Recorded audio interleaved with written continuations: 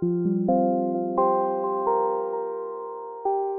I'm Emma Smith and welcome to this first Heathfield Community College PedCast, where teachers have a short chat about a specific element of teaching. We aim to keep our chat in to around 20 minutes, and to help us to do that, the PedCast will be split into 3 sections. What's a Miss, where we discuss our classroom conundrums and catastrophes. What's Lit, which is supposedly a cool title for the bit where we discuss pedagogy. And we'll end with What's a Hit. What do we think is the best classroom practice that we've tried or will really focus on in the coming weeks? I'm joined by Mark Enser, who is a research lead here at Heathfield, and we're going to try and navigate the tricky waters of modelling in our chat today. In many ways, modelling is the bread and butter of what we do as teachers. We do it frequently, whether we model or demonstrate for our students the best way to approach a set task or a challenge, but also standards of behaviour and even the use of academic in the more formal context of the classroom. But even though modelling is something that has been part of my own practice as a history teacher from day one, I'll readily admit that it's a skill I'm definitely still honing. And if I needed proof of that, I would go back to what I was doing in lockdown, when I would have to record Loom videos for my students to show them exactly what work I needed done, and I never got the explanation right, and I would have to re-record those Looms, sometimes an embarrassingly high number of times before it got to a standard that I was happy with. So I have no doubt that when I'm back into the classroom in next week and I'm modelling live, that I will be rusty. So what's a myth with modelling? Mark, would you always say you've absolutely nailed it? Of course. No. I think having trainee teachers over the years has been really useful, because it's one of the things that I noticed they don't do. So one of the most common pieces of feedback I give is that you really needed to model that more, and then I go and teach the next lesson and find myself making a very similar mistake and going, that's exactly what I've just told someone else not to do. So it's things like, I think it's that assumption that pupils know how to write a paragraph, or they know how to draw a line graph. They can do the axes themselves because 3 months ago you showed them how to do it, so of course they can do it now. And I think the biggest mistake I make still is under-modelling.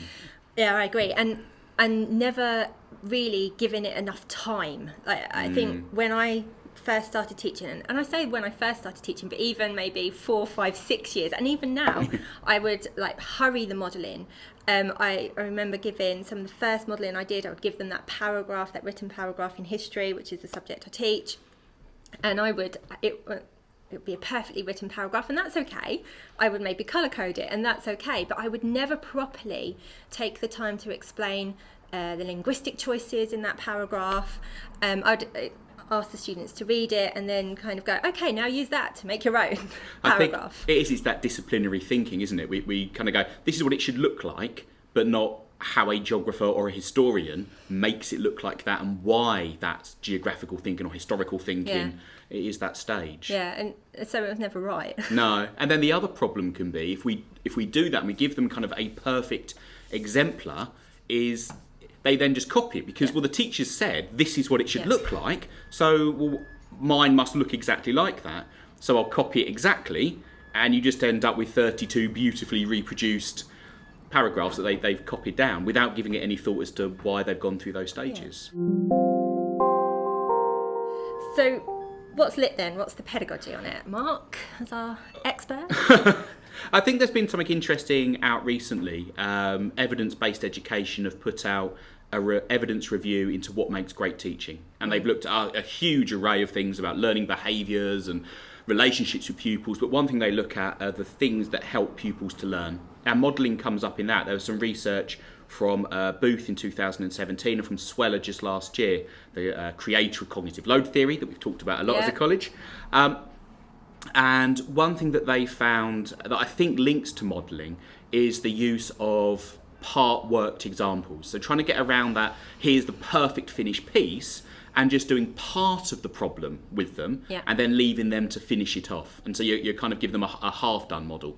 And using kind of examples and non-examples. So here's excellent examples of what you should be doing, but here's a bad example. Can you identify the difference? So that then they've got to think about why was that so good, so they can identify why that one was so bad. So that use of examples and non-examples I think is quite useful. Yeah, I think one of the things for me, and I know that obviously the Making Every Lesson Count series is something you are very familiar with, Mark. Yes. But with the history one of the things that really stood out for me when I read it, and that was really useful, was how I model the thinking behind introducing sources to students. That really subject-specific modelling, the skill of understanding sources and how you approach them in relation to a question is something students really struggle with. So when I read Making Every History Lesson Count, one of the things that stood out for me and that's really helped me is to help me verbalise how I look at sources and how I break them down for my students and model that thought process so that my students can pick up that habit when they look at sources. And certainly the Making Every Lesson Count series, subject-specific ones, there will always be gems in there that really help you hone those odd bits in your subjects that, you know, modelling is difficult in that sense. Yeah, when I was writing the geography one, I was writing the modelling chapter, I kept on coming back to cognitive load theory and really think one of the big problems we have in geography is a lot of what we talk to pupils about is brand new to them. They're new words. They've got a whole new language, plus a whole new set of skills, which are very specific to our subject. And we want them to do a lot in a really short space of time. Something that might seem quite simple to us, like, I don't know, draw a climate graph, is actually cognitively quite heavy. There's a lot there that they've got to keep in their working memory and try to apply, and they can't do it.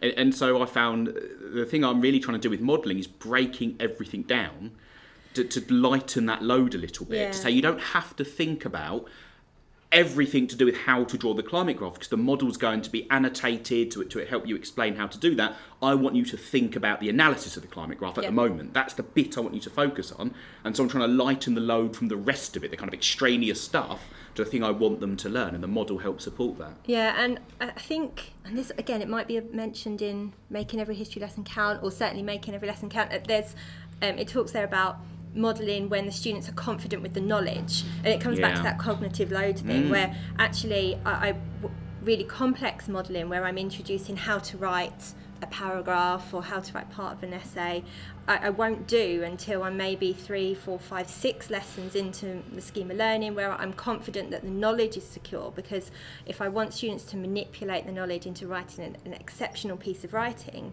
then they have to be really secure with that knowledge first. And again, a mistake thinking about it previously is that I was too quick to rush to modelling when it comes to essays without ensuring that I've done all those first steps to make sure their knowledge is secure first. I think it's that common mistake that you can teach some kind of generic skill without them having the underpinning knowledge, because they can't.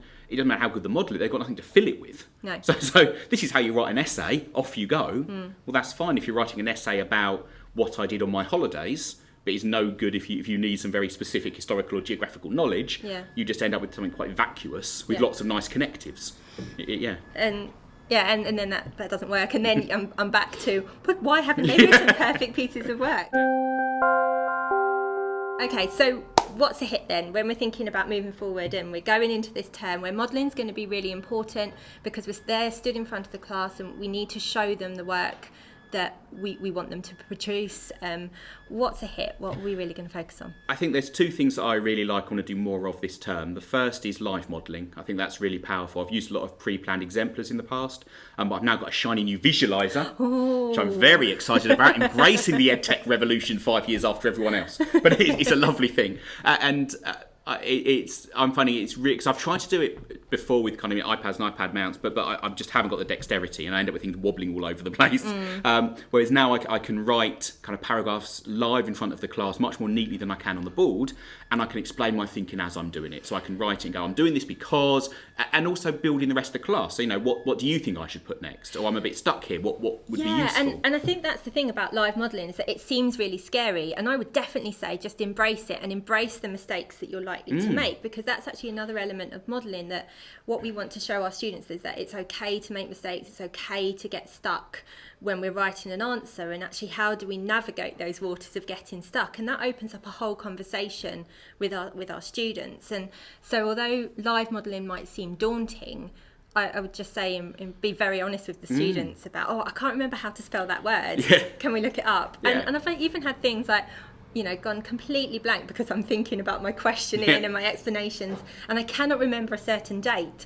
And that will help me actually introduce the students to the idea that, well, when you're in the exam and you can't remember a date, there's a way of getting around it. So, you know, when exactly was germ theory? I know it was in the 1860s. Right. In the early 1860s, if I can't remember the date. And that's modelling in a different way. I'm modelling, you know, how to approach exam questions and how you get yourself unstuck, as it were. And go on. I think if people are vexed, I've kind of worked with people who are very nervous of live modelling. They just cannot bear the thought of trying it and getting it wrong, and you know, something to get over. But if that is a real barrier for you, I would say you can have the exemplar next to you on the desk that you're looking like you're live modelling, and you can do it. Here's one I prepared earlier. And in the background. I've done that with A-level, which is harder, I think. But, you know, GCSE is slightly more straightforward. But I've definitely done that with A-level.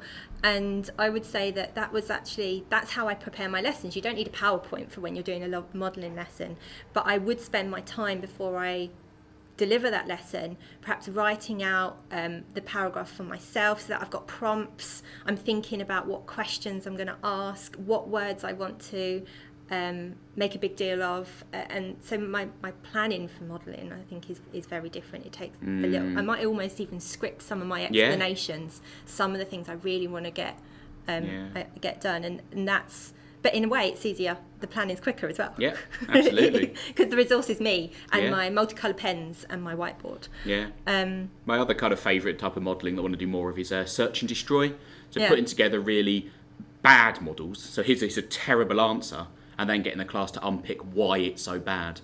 So rather than just modelling what's good, that kind of idea of non-examples, here's something terrible. I find it works really well after a mock exam, and you kind of compile all the mistakes they've made on a longer piece of writing, kind of put it together. This is, you know, mistakes you've made, unpick it, what's so bad. Now look back at your work.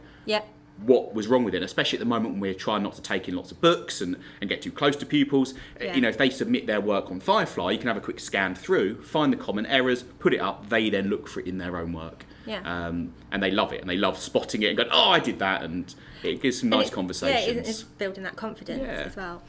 Okay, so I think if nothing else then, that what we've just chatted has helped me get back in the zone. I'm ready for Monday. I am ready to model in this term. So thank you for joining me and chatting with me about this. And we'll be back soon with another PedCast. So look out for that one, and that's going to be on building student confidence.